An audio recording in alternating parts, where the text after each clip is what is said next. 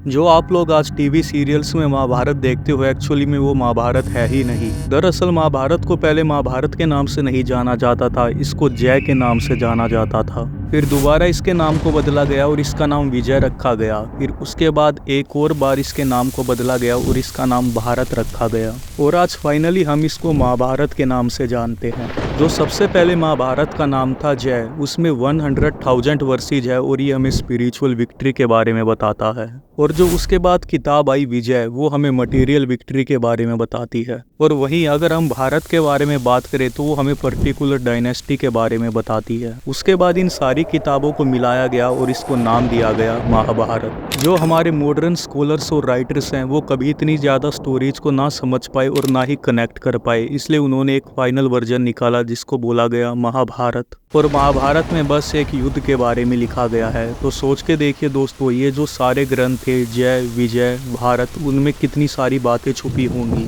बल्कि आज के टीवी सीरियल्स में तो महाभारत को भी मैनिपुलेट करके दिखाया जाता है। नमस्कार दोस्तों, आज हम बात करेंगे महाभारत के कुछ ऐसे फैक्ट्स के बारे में जो काफी कम लोगों को पता होंगे। हम इस वीडियो में बात करेंगे दुनिया के पहले वर्ल्ड मैप के बारे में और बात करेंगे कि क्या महाभारत एक वर्ल्ड वॉर था। दुनिया के सारे कोने से सैनिक लड़ने आए थे महाभारत के युद्ध में, हम ढूंढेंगे इसी के सबूत। एंड आई बैट ये किसी भी टीवी सीरियल्स में आपको नहीं मिलेगा, तो वीडियो में आखिर तक बने रहिए।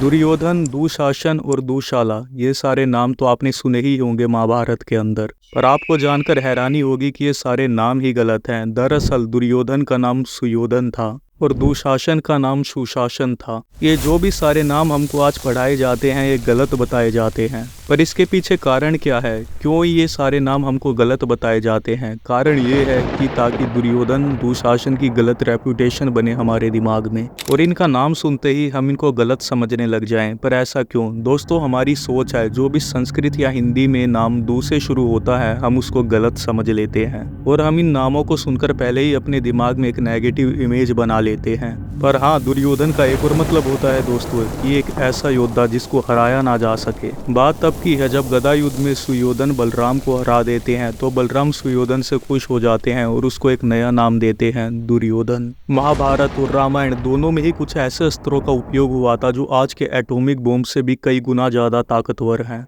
जब रिपोर्टर ओपनहाइमर से पूछते हैं कि आप पहले ऐसे इंसान हो जिन्होंने सक्सेसफुली न्यूक्लियर एक्सप्लोजन कंडक्ट करा है, उसके जवाब में रॉबर्ट ओपनहाइमर बोलते हैं कि मैं पहला इंसान नहीं हूँ जिसने इतिहास में न्यूक्लियर एक्सप्लोजन कंडक्ट करा है, पर हाँ, मैं मॉडर्न हिस्ट्री में पहला इंसान हूँ। रॉबर्ट ओपनहाइमर ये बात इसलिए इतनी कॉन्फिडेंस से बोल पाते हैं क्योंकि उन्होंने गीता और महाभारत को काफी डीपली पढ़ा था। बताया जाता है कि महाभारत में इस्तेमाल हुए अस्त्रों के बारे में पढ़कर ही रॉबर्ट ओपनहाइमर ने एटॉमिक बॉम्ब का आविष्कार करा था। सबसे बड़ी बात, रॉबर्ट ओपनहाइमर ने महाभारत और गीता इंग्लिश में नहीं पढ़ी थी, बल्कि उन्होंने संस्कृत सीखी थी महाभारत और गीता को पढ़ने के लिए। बल्कि वेद व्यास ने भी लिखा हुआ है कि महाभारत और रामायण में कुछ ऐसे अस्त्रों का इस्तेमाल हुआ था जो पूरी दुनिया को बर्बाद कर सकते थे, जैसे ब्रह्मास्त्र, नारायण अस्त्र और शक्ति अस्त्र। हम लोगों को ये भी बात पता है कि रामायण के युद्ध में रावण के बेटे इंद्रजीत ने एक दिन ब्रह्मास्त्र का इस्तेमाल करा था और उसने ब्रह्मास्त्र के इस्तेमाल से 60 मिलियन वानर सेना को मार दिया था। जब पांडव अज्ञातवास में होते हैं तो दुर्योधन पांडवों के पास जाता है उन्हें परेशान करने के लिए, पर रास्ते में उसकी मुलाकात होती है चित्रसेन से। उस समय चित्रसेन अपनी रानियों के साथ एक पोंड में नहा रहा होता है, पर दुर्योधन चित्रसेन को बोलता है कि चित्रसेन इस पोंड से बाहर चला जाए और इसी बात को लेकर दुर्योधन और चित्रसेन में युद्ध हो जाता है। उस युद्ध में चित्रसेन दुर्योधन को हरा देता है और दुर्योधन के दोनों हाथ बांध देता है और उसको अपने घोड़े पर बिठा देता है। जब ये बात अर्जुन को पता चलती है तो अर्जुन चित्रसेन के पास जाता है और बोलता है कि चित्रसेन दुर्योधन को छोड़ दे, पर चित्रसेन और अर्जुन काफी अच्छे दोस्त होते हैं। चित्रसेन अर्जुन की बात मान लेता है और वैसा ही करता है, वो दुर्योधन को छोड़ देता है। दुर्योधन की काफी बेइज्जती तो हुई होती है, पर वो अर्जुन को धन्यवाद करता है। दुर्योधन खुश होकर बोलता है कि जो भी चीज अर्जुन को चाहिए वो दुर्योधन को बता दे, दुर्योधन वो चीज अर्जुन को जरूर देगा। उसके जवाब में अर्जुन बोलता है कि सही समय आने पर वो दुर्योधन को बता देगा। कुछ सालों बाद जब महाभारत का युद्ध होता है तो दुर्योधन भीष्म पितामह को बुरा भला बोलता है और बोलता है कि आप पांडवों को फेवर कर रहे हो युद्ध में।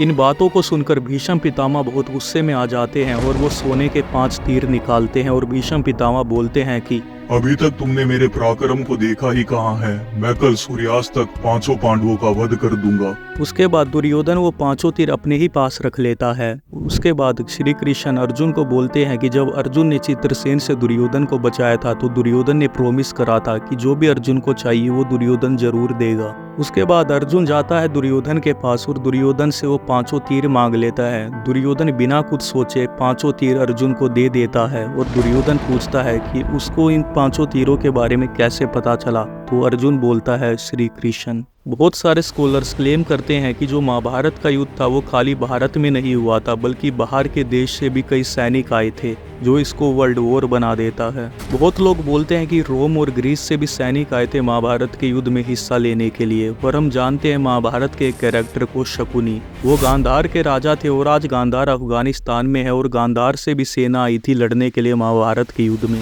पर अभी इस बात के कोई भी ठोस सबूत नहीं है कि महाभारत का युद्ध एक वर्ल्ड वॉर था। अगर आगे जाके कोई सबूत मिलता है तो हम लोग उसको आपके साथ जरूर शेयर करेंगे। आपने दुर्योधन के पिता धृतराष्ट्र के बारे में तो जरूर सुना होगा। एक बार धृतराष्ट्र संजय से पूछते हैं कि आकाश से दुनिया कैसी दिखती है। उसके जवाब में संजय बोलते हैं कि 2 पीपल के पत्तों को आपस में जोड़ दें और उसके बगल में खरगोश खड़ा हो, आसमान से दुनिया ऐसी दिखती है। इन्हीं बातों को ध्यान में रखते हुए 11वीं सेंचुरी में रामानुजाचार्य एक मैप ड्रॉ करते हैं। जब ये मैप कंप्लीट हो जाता है तो लोग इस मैप का मजाक उड़ाते हैं, पर अगर हम इस मैप को उल्टा कर दे तो ये कुछ ऐसा दिखता है और हमें दुनिया का एक मैप मिलता है। तो आज हम क्लेम कर सकते हैं कि दुनिया का पहला वर्ल्ड मैप भारत से ही आया था। दोस्तों, सोचकर देखिए कि उस टाइम में कितनी एडवांस टेक्नोलॉजी होगी कि उन लोगों को पता था कि अंतरिक्ष से दुनिया कैसी दिखती है। क्या वो लोग अंतरिक्ष में आते जाते रहते थे? क्या उन लोगों के पास ऐसे विमान थे जो एक यूनिवर्स से दूसरे यूनिवर्स में जा सकते थे? दोस्तों, जो आज हम महाभारत देखते हैं टीवी सीरियल्स में और मूवीज में, वो महाभारत का बस 10 से 15% ही हिस्सा है और उसमें भी हमें काफ़ी चीज़ मैनिपुलेट करके दिखाई जाती है। अगर हम महाभारत में हुई सारी घटनाओं को चमत्कार मानना छोड़ दें और उसको साइंस की नज़र से देखें, तब हमें पता चलेगा कि हमारे पूर्वज कितने ज़्यादा एडवांस थे। हम ऐसे ही डिकोड करते रहेंगे महाभारत और रामायण को और हमारे पुराणों को। तो दोस्तों, that's all for this video. Bye. आसमान तक शोर मचाए विजय धनुष टंकार, सारे तीर करण के सीधा गिरते सागर पार। ज्ञान का ना ही बल का करता तनिक भी वो घमंड, क्षण भर में कर देता था दुश्मन के वो खंड। रण कौशल में उसके